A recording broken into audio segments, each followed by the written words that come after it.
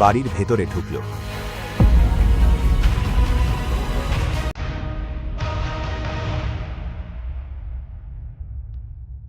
নমস্তে মামিজি, নমস্তে বাবাজি, আপনাদের দুজনের জন্য এটা এনেছি। ও ওয়াও, এটা তো দারুণ। এটা খুবই দামি ম্যান।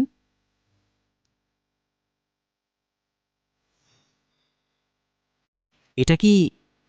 ও প্লিজ, আমার তো মনে হয় ও কোথাও থেকে এই বোতলগুলো চুরি করে এনেছে। তুমি কি সত্যিই মনে করো ওর মতো একজন মানুষ এত দামি অ্যালকোহল কিনতে পারে? আর তুমি এসব এখানে কেন এনেছো? আমাদের মেয়ের ওপর জোর করে নিজেকে চাপিয়ে দেওয়ার পর এখন কি আমাদের ঘুষ দিতে এসেছো? তাও আবার চুরি করা লেকার দিয়ে? সরি, কিন্তু আমি কারো ওপর জোর করিনি, আর কিছু চুরিও করিনি। ও সত্যি? তাহলে কি কোনো ভূত আমার মেয়ের সঙ্গে শুয়েছিল? এসব করছো শুধু আমার ছেলের সম্পত্তি দখল করার জন্য। নিজেকে দেখো আর আমার মেয়েকে দেখো। অভিনবের মনে হল যেন কেউ তার বুকে ছুরি বসিয়ে দিয়েছে। কেউ তার কথা শুনতে রাজি নয়।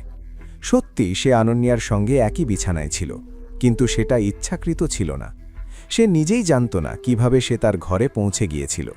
যদি জানত, সে কখনো এটা করত না। কিন্তু শেষ পর্যন্ত অভিনব কোনো ব্যাখ্যা দেয়নি। সে জানত তাতে কোনো লাভ হবে না। তুমি কি বোবা? তোমার মুখে কি জিভ নেই? শর্মিলা, এই বসো। অভিনব, তুমি বসো। শর্মিলা তখনও রাগ নিয়ে তার দিকে তাকিয়েছিল। অভিনব বসে পড়ল, আর রাজীব কথা চালিয়ে গেল। তাহলে ওখানে যা হয়েছিল সে সব কিছুই আমরা জানি। এমনকি আনান্যা নিজেও জানে না তার সঙ্গে ঠিক কিভাবে এটা ঘটল। কিন্তু আমার মনে হয় সেখানে খুব বড় কিছু ভুল হয়েছিল। যাই হোক, এখন তোমার আর আনান্যার সম্পর্ক আমরা বদলাতে পারি না। অভিনব যা ঘটেছিল তার জন্য অনুতপ্ত ছিল না। যদি সে আনন্যার সঙ্গে না বেত, তাহলে তখনও আকরামের সঙ্গেও তার দেখা হতো না। আর সে চায়নি বাইরের দুনিয়ায় আনন্যার নাম বদনাম হোক। সেই বিয়ে ভাঙতেও চায়নি। তাহলে অভিনব, তুমি কি কাজ করো? আমি আগে ডেলিভারি বয় হিসাবে কাজ করতাম, আর আজই আমাকে জব থেকে বের করে দেওয়া হয়েছে। কথাগুলো ওদের ওপর যেন বোমার মতো পড়ল। শর্মিলা কিছু বলার আগেই রাজীব কথা বলল। অভিনব, তোমাকে যত তাড়াতাড়ি সম্ভব একটা জব খুঁজতে হবে, আর সেটা ভালো জব হতে হবে। তবেই তুমি আইনিভাবে আমার মেয়েকে বিয়ে করতে পারবে। ঠিক আছে, এখন তুমি যেতে পারো। অভিনব উঠে যেতে যাচ্ছিল, ঠিক তখনই শর্মিলার রাগ আবার ফেটে পড়ল, আর সে তার পেছনে কথা বলল। দেখেছ কি ভীষণ এগুয়ে, আর কি ওর ওভার কনফিডেন্স। পকেটে 10 টাকাও নেই, কিন্তু হাঁটে এমন ভাবে যেন জঙ্গলের টাইগার। রাজীব, তোমার কি মনে হয় ওর মতো একজন লুজারকে কেউ জব দেবে? দেবে। আমার কাজের কোনো অভাব নেই। শুনলে? অভিনবের কণ্ঠস্বর শুনে রাজীবও অবাক হয়ে গেল। অভিনব শর্মিলার কাছে এগিয়ে এসে বলল, আমি যদি একটা ভালো জব পাই, তাহলে কি আপনি আমাকে একটা সুযোগ দেবেন প্রমাণ করার যে আমি আনান্যাকে বিয়ে করার যোগ্য? আরে দেখো কি কনফিডেন্স ইয়ার। এমন কনফিডেন্সকে দূরে ছুঁড়ে ফেলো। আর জব বলতে আমি কাল থেকে কোনো পার্কিংয়ে বসে গাড়ির রিসিপ্ট দেওয়ার কথা বলছি না। আমি বলছি একটা প্রপার জব, একটা রিয়েল জব, একটা হাই স্ট্যাটাস জব। আর যদি তুমি কালকের মধ্যেই এমন একটা জব পাও,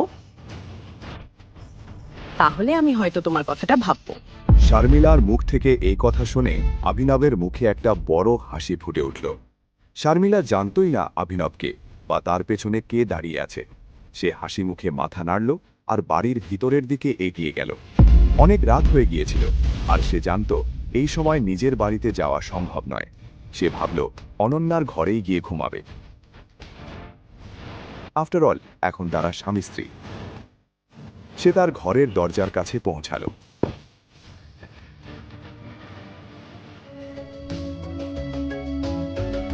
কি?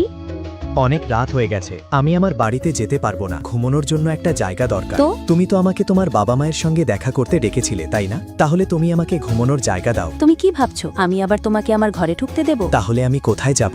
জানি না, যা খুশি করো, কিন্তু বাইরে থাকো, নইলে তোমার পা ভেঙে দেব। প্রথমে অভিনব ভয় পায়নি, কিন্তু দরজাটা যখন তার পায়ে লাগতে যাচ্ছিল তখন সে দ্রুত পা সরিয়ে নিল। আনান্যা দরজাটা জোরে বন্ধ করে দিয়ে ভেতর থেকে চিৎকার করল। চাকরের জায়গা মালিকের ঘরে নয়, ওর জায়গা বাড়ির স্টোর রুমে। এটা শুনে অভিনব খুব খারাপ লাগলো, কিন্তু সে আর কী বা করতে পারত। বন্ধ দরজার দিকে তাকিয়ে সে হতাশায় মাথা নাড়ল। এরপর কি হবে? অভিনব কোথায় ঘুমাবে? এই বাড়িতে সে কি কখনো সম্মান পাবে? আর আনান্যার পরিবার যখন অভিনবের আসল পরিচয় জানতে পারবে তখন কি হবে? এসব জানতে শুনতে থাকুন দ্য রিটার্ন অফ টাইগার, শুধুমাত্র পকেট এফএমে। বর্ণনায় দেওয়া লিঙ্ক থেকে পকেট এফএম অ্যাপ ডাউনলোড করুন।